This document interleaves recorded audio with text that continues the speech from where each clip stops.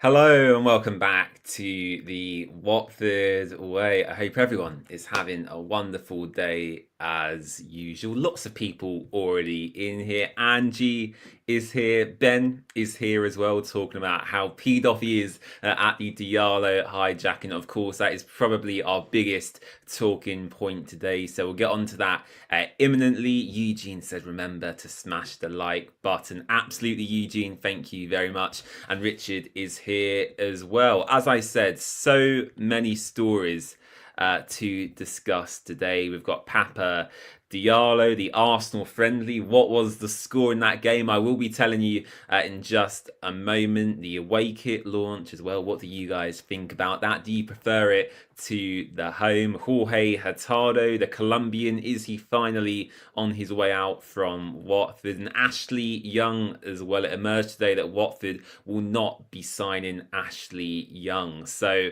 yeah, lots of stories once again to dive into. As I said, the news cycle with Watford seems never ending at the moment. So we'll begin with, I believe, what you all want me to talk about today. Papa Diallo. Now, this saga has been going on for what feels like absolutely ages. And for context, it broke a couple of weeks ago via numerous outlets. I think Sky potentially broke it first. Luca Bendoni come in with some more details as well. But Watford were close to signing Mets winger Papa Diallo, Senegalese international. He completed his Watford medical actually in France on July the 4th. However, today, the local Norwich City outlet, the Pinken, which is, if you don't know, their equivalent to the Watford Observer, they put out an article a couple of hours ago now saying Norwich City are close to securing his signature and hijacking the deal away from Watford. Norwich City officials are looking to close the deal in the next 48 hours for the 21-year-old left winger who has been left out of the French club's pre-season training camp in Belgium. That quote there coming from the Pinken's article. Norwich will need a work permit for the Senegal international, but they have two ESC places left, which are elite significant contribution places this summer. So they've got two left. Watford, from our understanding anyway, had none left at the time of inquiring about Diallo. And it seems like that's the main issue here. It's very complex for me to discuss, but I think with this whole Papa Diallo deal, Watford's whole situation with the GB requirements not being quite there for Diallo and our lack of existing ESC slots has meant the delay on our side has ultimately, it seemed like, forced Diallo's camp to move to Norwich City. He, of course, as we discussed, could move there at any point, and it does seem like now he is going to become a Norwich City player. And as I said, this hasn't just come from any old outlet, it's come via the Pinken, which is kind of their local journalistic outlet, their equivalent to our newspaper in the Watford Observer. So some frustrating news. Papa Diallo close to Norwich City.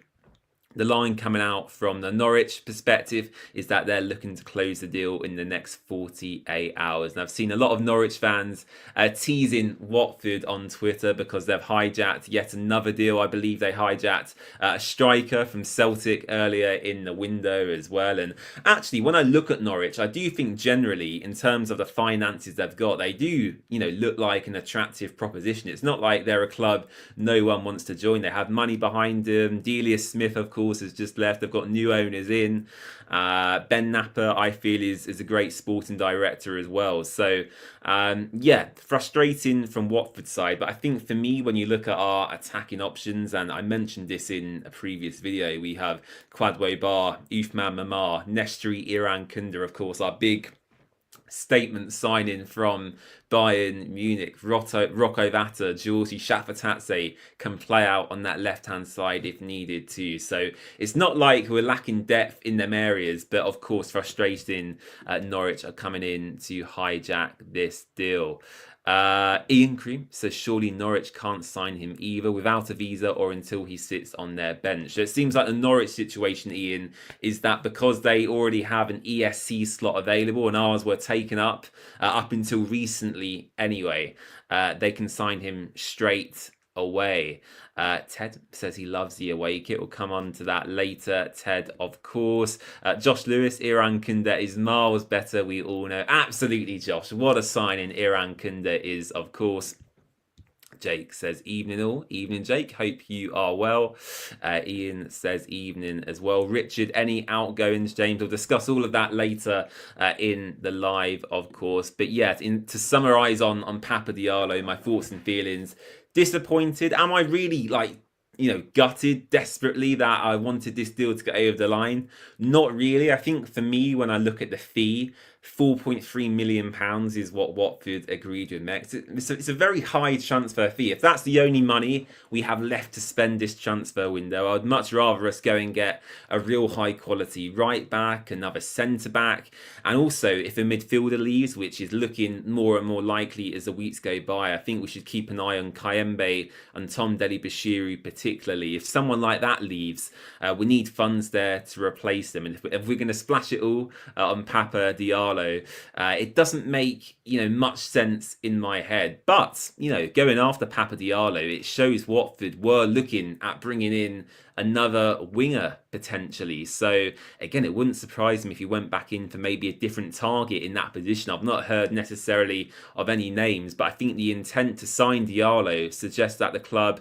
maybe do want another person in that attacking position. So yeah, with Diallo, we'll have to wait and see what happens. But judging by the Pinken article today, the local Norwich outlet, if that is to be believed and trusted, he is set to be a Norwich player potentially within the next day or two. So yeah, a real shame. But we move on. We're not going to stick around on Papa Diallo for too long. What I will say, though, is that we play Norwich, actually, in the Carabao Cup on, I think it's early August, the 13th of August, something like that. So we can nickname that the Papa Diallo Derby, regardless of which club Papa decides to join. So, yeah, we'll move on from Papa Diallo for now.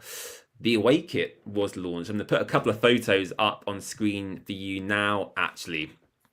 And look at this, the away kit. What do you guys think about this one? It's definitely split opinion, is what I will say. For me, I actually quite like it. I think the forest green colour is what Watford described it. I actually really like the green. I've been a fan of a few green away kits we've done, actually, in the past. And yeah, this one, to be fair, looks really nice, even with the logo, actually. I don't think the Mr. U sponsor looks too bad. So Irankunda there, repping Watford in the away shirt. Luka Hjemgaard as well, the Danish striker. All our hopes are set on him this season. He's looking pretty nice in that away kit as well. So I did a TikTok, actually, and I gave it a 7 out of 10. So if I was to buy one kit so far out of the home shirt or the away shirt, I'm very much leaning towards the away shirt. That's my type of fashion anyway. Very simple, clean, a nice colour, I feel, as well. So, yeah, I'm a big fan of that one. Let me know what you think about the away kit in the live chat. I'm seeing some people, actually. Is there a breaking news story with Watford right now? I'm going to take a quick look on social media. Apparently, we've been linked with a winger from Genoa. Is that right? Or is that from a previous day? Let's take a look. I don't think this is breaking now. I think this is an old news story. Watford were linked with someone. Yeah, I can't see anything on social media at the moment. But as I said, I do think Watford, because of our interest in Diallo, will probably look to go back in for someone in that position. So yeah, we'll leave that there. But yeah, the away kit, I feel, is actually pretty good quality. Some more details on that as well I've got here. The shirt is crafted from recycled polyester, which apparently represents the club's commitment to sustainability. Features forest green, a checkerboard pattern with a black and green sleeve and neck rib.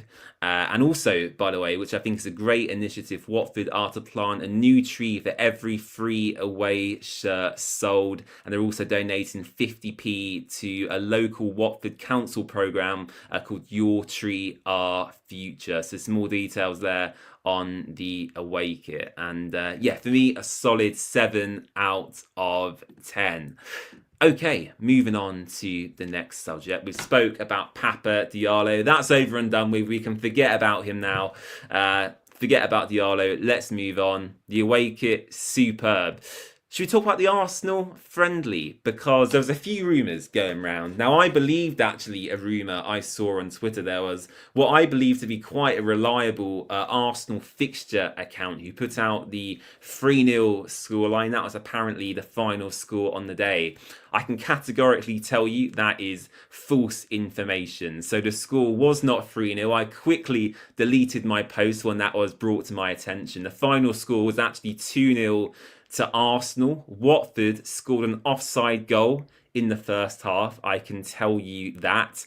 Rocco Vata also played the first half in that game. Doumbia featured as well. Other than that, I can't tell you any more information, but the final score was 2-0 to Arsenal, not 3-0 as was originally reported. Vata played the first half and Doumbia featured as well. I believe at half-time, from what I've heard, they switched around the teams quite drastically, so obviously trying to utilise all of the squad players. And the reports actually from the Arsenal side suggested that Kai Havertz and Ben White got the 2 goals in that game. And in terms of other pre-season fixtures to look out for, we face Leyton Orient on Saturday the 26th of July, so this is this coming weekend. Do let me know if you guys are off to Orient. And then the friendly I'm going to is Deportivo La Coruña at Vicarage Road. The Spanish side will be facing Watford on Wednesday, July 30th at the Vic. Looking forward to that. That's going to be the first time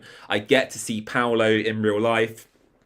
The first time I get to see the kit in person as well. So I'll definitely be making a trip to the Hornet shop to kind of reevaluate my opinions on the home shirt and whether actually it looks even worse in person than the images. So yeah, looking forward to Deportivo. I'm sitting right in the middle of the Elton John stand as well. It's a different place for me actually. I usually sit, well, my season ticket seat I should say is in the upper Graham Taylor. So yeah, every now and then I don't mind sitting in a new part of the ground. And yeah, the Elton John stand for the Deportivo game. Very much excited for that, and also excited to see if they bring any fans over from Spain as well. We've played Spanish sides at Vicarage Road before. I think we played Real Sociedad in what they called the Graham Taylor Cup many years ago now. I think that was before COVID times, and they brought, must have been a couple of hundred fans actually. It was a really good vibe, a good atmosphere. So hopefully the weather's good in the sunshine. Deportivo La Coruña, get the beers in. And yeah, looking forward to that. And talking about Watford's fixtures as well, by the way, I've got my Charlton ticket. So you guys know me, I don't usually do too many away games, especially in recent years as well. But I could not resist the urge to travel to the Valley on the opening game of the season. So Charlton is secured. Hopefully I'll see a few of you there as well. I'm kind of like to the right of the goal, so I'm not in the ideal position. I would have preferred to have been probably a bit further back, but I'm to the right hand side of the goal, about halfway up, I would say. So yeah, really excited for that. Yeah, I'm dreaming of an opening day win for Paolo's Hornets. And hopefully Irankunda will bag a few goals on that day as well. Really, really excited for Charlton.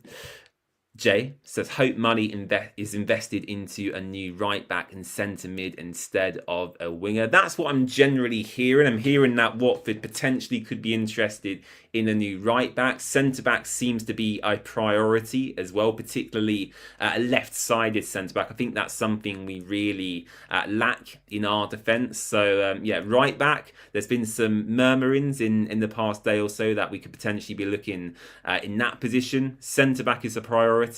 And then other than that, from what I've been told, Watford would only look to replace players if they leave. So as you say, Jay, if, for example, Tom Daly leaves or Edu Kayembe leaves the club, Watford would then look to replace them. But I don't think we'll bring in another centre midfielder before another player leaves, if that makes sense. So, yeah, an interesting situation for the rest of the transfer window. Ted says, I think the away kit is better than the home, and it feels nice when you wear it. Well, Ted, you sent me a photo actually on Instagram earlier. You got Irankunda on the back of your shirt. Lovely to see you picked a great player there. Ian says the away kit without the sponsor looks superb. I would have to agree with that. Jake says Porteous has to stay to break Ashley Young's legs. I can't condone that, of course, but what I will say is Ashley Young did contradict himself, because I remember a few years ago when Ashley Young, was it Inter Milan where he was? And I think he was just leaving Inter Milan, actually. I think his contract was expiring, and he gave an interview to the media and said he would walk back to Watford in a heartbeat. Yet, obviously, it seems like this time round he's still chasing the money. And if reports are to be believed, Ipswich have offered him north of £50,000 a week, which of course they can do with their parachute payments. But yeah, I don't think Watford could necessarily compete with that. So yeah, if Ashley Young wanted to end his career where it started, he could have probably taken, an average championship wage, 10, 15, 20 grand a week at a push, I imagine, is what Watford can offer. But Ipswich apparently offering 50 grand a week for Ashley Young, for a 40-year-old. Regardless of how good he is, I don't think Watford could quite match that expectation. So yeah, whilst I would have loved Young to come back, it's not a necessity for me. And when you look at the positions he plays in as well, he could of course fill in at right back, but naturally he's more of a left back. He can fill in midfield as well if you need him to. So yeah, I think we're pretty stacked anyway in the positions Ashley Young could have played in. Before we move on to the next subject, an interesting point here by Ian, still very young on the Caleb Wiley front. Well, hopefully Watford will announce something why we're live here today, because yeah, Luca Bendoni, the ever reliable Luca, of course, has been the best source for Watford information this transfer window. He posted on Friday that Caleb Wiley was at the training ground. He was going to join up with the squad today with Paolo and kind of begin his pre-season with us, but we've not heard anything really at all, which is very strange. It's probably the longest I've ever seen a signing take to be announced. It's probably, I think the way I would describe it is that it's the worst kept secret in all of Watford. Look, if it's not announced tonight, I imagine, and I've said this previously, but I imagine Watford will probably announce that tomorrow. Caleb Wiley joining back with the Orns for another season. And as I said before, the left-back area is really good now. Mark Bowler, really experienced, an ex-EFL player, did really well at Middlesbrough. Their fans seem to like him. And Caleb Wiley, a high-value young left-back from Chelsea. I think Watford are really good in that area of the pitch. I know someone didn't like me mentioning it as well, but James Morris, if he stays, can also deputise in that position. So yeah, I think we're okay for squad depth in that left back role, regardless of if Ashley Young joined or not. So we spoke about the away kit. We've discussed the Arsenal friendly. Let's talk about Nestory Irankunda once again, actually, because there was a really nice story that Watford posted. They put out a clip on social media a couple of days after he signed. And it was to do with his shirt number. And I didn't realise it really meant this much to him. But actually, doing some digging, he really wanted to wear the number 66 at Watford. And the clip was Nestory Irankunda reacting quite emotionally, actually, to being told he was able to wear it in the Championship. Now, I'm not sure what the rules are when it comes to stuff like this, but I do believe there is kind of like an upper limit as to what your shirt number can be. Obviously, at Trent Alexander-Arnold, he wears a very high shirt number, or he did at Liverpool anyway. And it seemed like there was some sort of regulation, at least in the Championship, as to what shirt numbers you can have. But the club put out a video, I think it was Nestory's agent or a friend handing him the shirt. And yes, he has confirmed to be the number 66 for Watford. So if you do want to buy a Nestory Irankunda shirt from the Hornet shop, he is confirmed to be number 66 this season. And the reason he values it quite emotionally, it appears, is because that is the shirt he wore during his breakthrough season at Adelaide United. And he also wore that shirt at Grasshopper Zurich last season. And he hadn't expected it to be allowed in the Championship. So a nice story to hear that Nestory can wear his favoured number, and hopefully that gives him the added boost and luck he needs to bang in lots of goals for Watford. How many goals do you think Irankunda will score this season, by the way? I don't want to put too much pressure on the guy, but I'm confident if he plays up to his full ability, which I obviously believe he can do, I definitely think at least double figures are achievable on either that right hand side or the left. It really depends where Paulo wants to play him. If he plays on the left, that's more of an inverted role, so he'd be cutting inside on his right foot.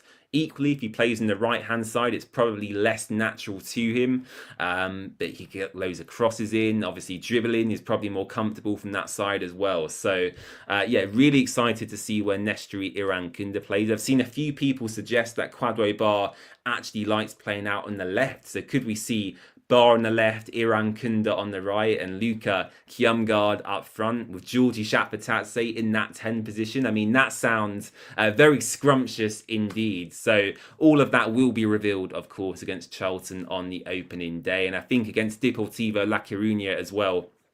That's going to be our final opportunity to see Watford in the flesh before that game. So I think we'll learn a lot more about the team against Deportivo. We spoke about Ashley Young. Jorge Hurtado is a player who is set to leave the club. Now, you guys might have completely forgot about him. We brought him in what feels like 4 or 5 years ago now. He was kind of signed to the club as a project player, comparing him to the likes of a Richarlison, a João Pedro, a Yasser Espria. He's been out on loans to Gillingham. He went to a club called PAOK in Greece last season. Their B team, scoring 11 goals in 20 matches. However, it appears that Jorge Hurtado is finally set to leave Watford. I only actually watched him once in the flesh myself. I attended I think it was like a League Cup game or an FA Cup match at Vicarage Road. I can't even remember who it was against, to be honest with you. But I remember him, I think he assisted Tom Deli Bashiru actually in that game. I think it was at Watford versus Reading. It could have been, I'm not too sure. But yeah, Jorge Hurtado is set to be confirmed as a new Millonarios player soon. They play in the top flight of Colombian football, the Primera A League, and he's set to be confirmed as one of their new players soon. So yeah, some news on Jorge Hurtado.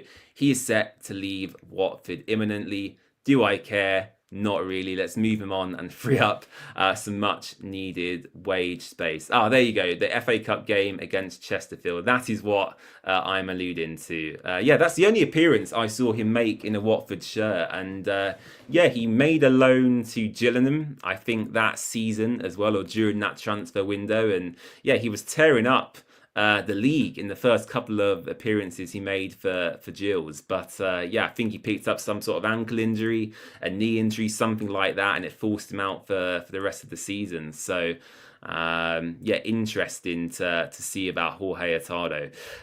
Eugene says Richarlison is leaving Tottenham this summer. Wouldn't surprise me. I think he's been tarnished with a poor injury record there. Jake said this is in reference to Irankunda and where he'll play. Apparently the plan is to play Bar on the left and Irankunda on the right. I mean, that is so exciting to hear. I think for me, Bar on the right is still, well, at least from my perspective, that's his preferred position. Bar as a player could, of course, prefer the left-hand side. It's totally down to him. But yeah, I think for me, Irankunda on the right and Bar on the left. Bar on the right, sorry, and Irankunda on the left makes more sense. But yeah, as Jake said, it wouldn't surprise me to see the alternative situation happen. Want to ask you guys to guess how many goals Irankunda will score. Eugene's gone 10. Jake's gone really big here, 12 goals and 14 assists. Bloody hell, Jake. You're expecting a massive season out of Nesteri Irankunda. Ned has gone 24 goals. Goodness me. Surely we would get promoted if that happened. Fredster, welcome to the stream. I think Barr's best attribute is beating players and crossing it. Personally, feel he's better and can offer more on the right. Absolutely. It's going through a few more of your comments.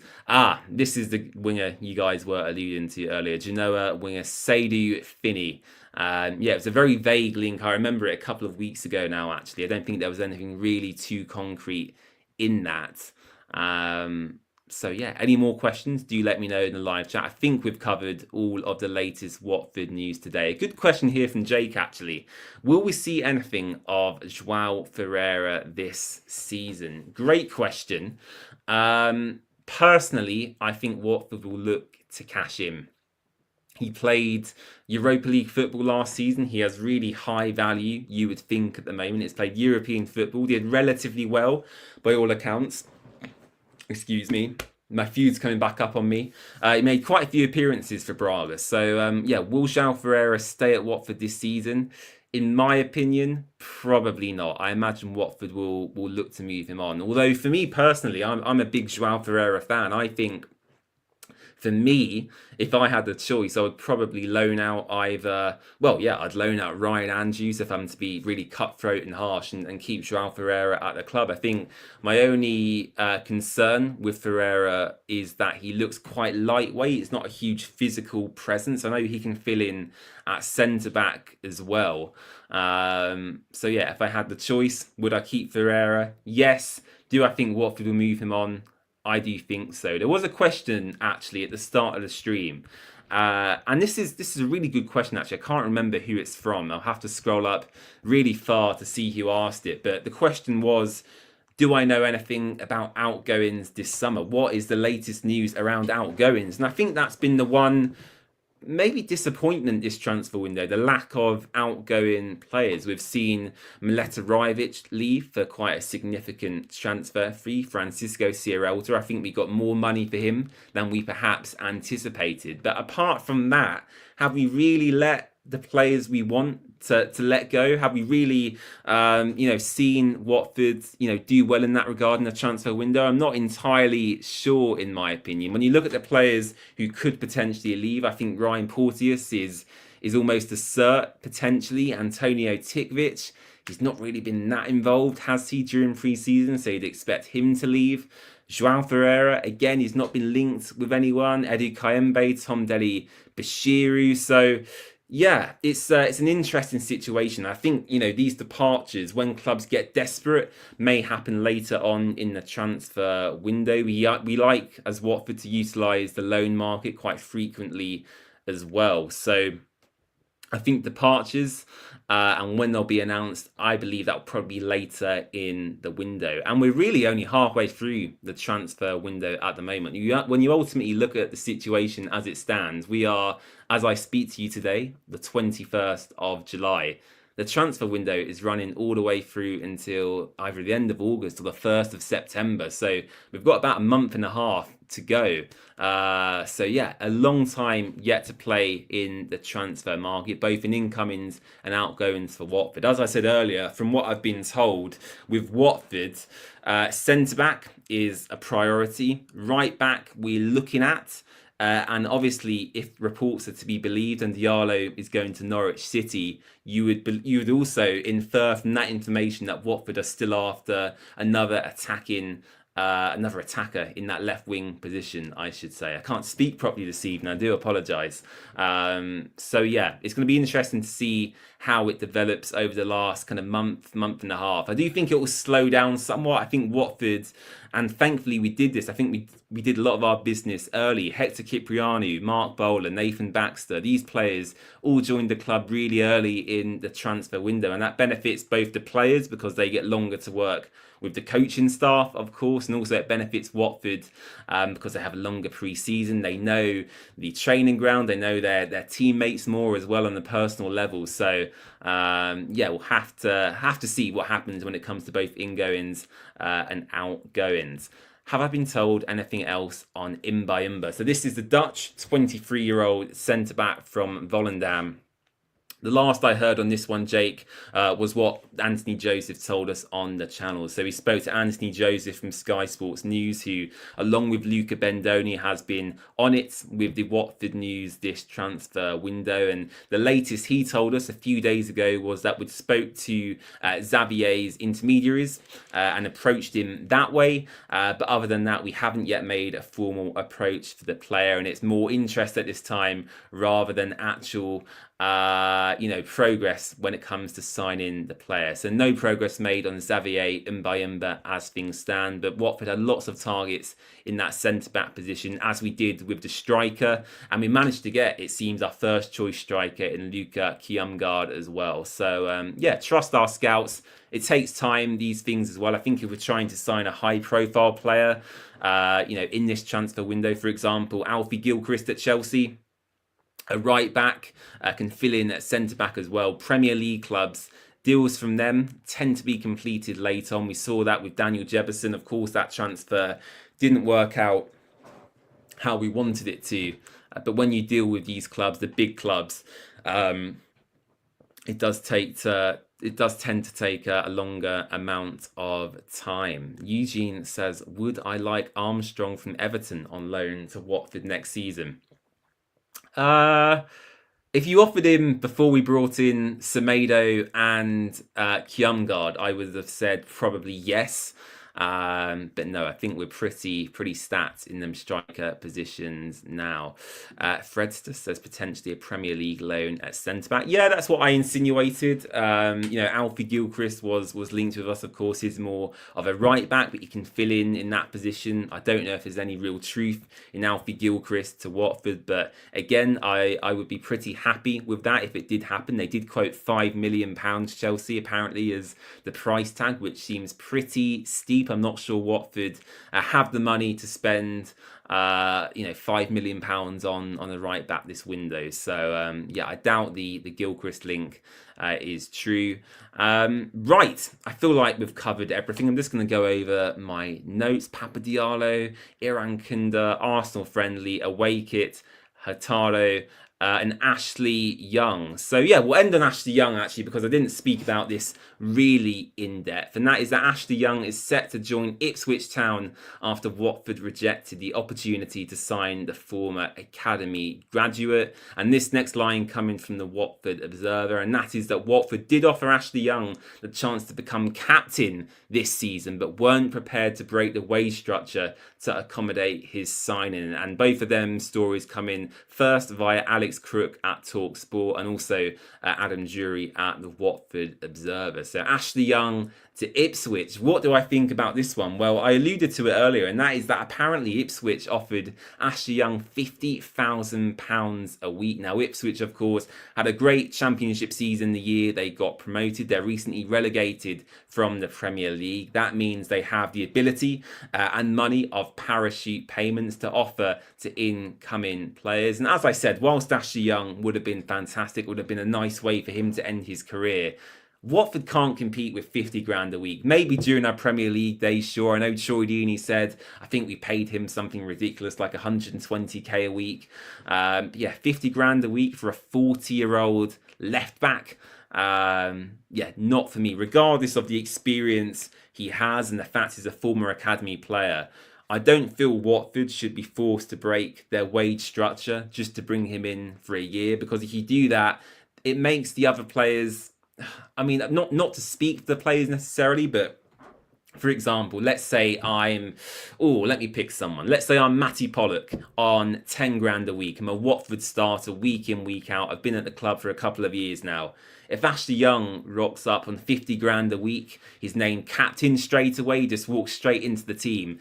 As a player, as Matty Pollock, I would feel quite frustrated and agitated. I feel anyway. Now, of course, I don't have any experience in football dressing rooms and what the discussions are, but generally, I imagine in most workplaces, including football, they do discuss their salaries. So for me, I'm happy to hear we haven't broken our wage structure for this. Scott Duxbury, the last time he opened his mouth, said Watford were one of the most sustainably run clubs when it comes to wage expenditure in the division, and he's going to ruin that strategy by signing one player. For me, it doesn't make too much sense. So in terms of Ashley Young, if it happened, it would have been great, but I only would have wanted it to happen under the right terms. And for all I care, Ipswich can have him, because if he really wanted to join Watford, he could have done so on a bog standard championship wage. So yeah, in terms of Ashley Young, I'm not too bothered about him at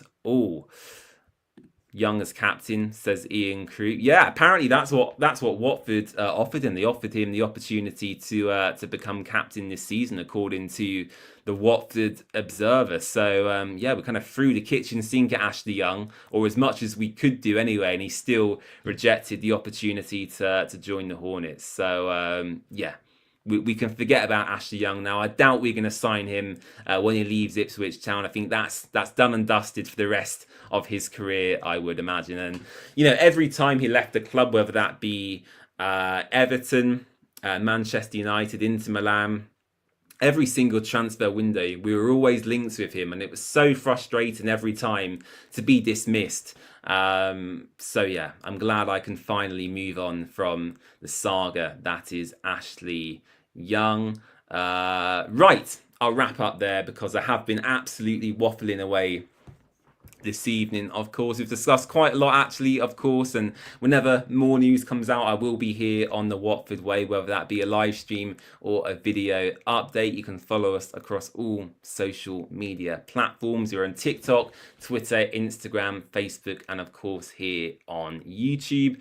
Please don't forget to hit the subscribe button down below and make sure to leave a like on the video as well. It would be very much appreciated. Right, I'll leave it there. Thank you so much for tuning in. I'm off to the Deportivo game next Wednesday, so hopefully I'll see a few of you there. And as I said earlier, I've got my Charlton away ticket. I'm going with my younger brother, getting the train into London, off to the Valley. Cannot wait. So yeah, looking forward to it. See you at Charlton. And yeah, as I said, I'll keep you up to date with all of the latest Watford news. Bye-bye. Enjoy the rest of your evenings.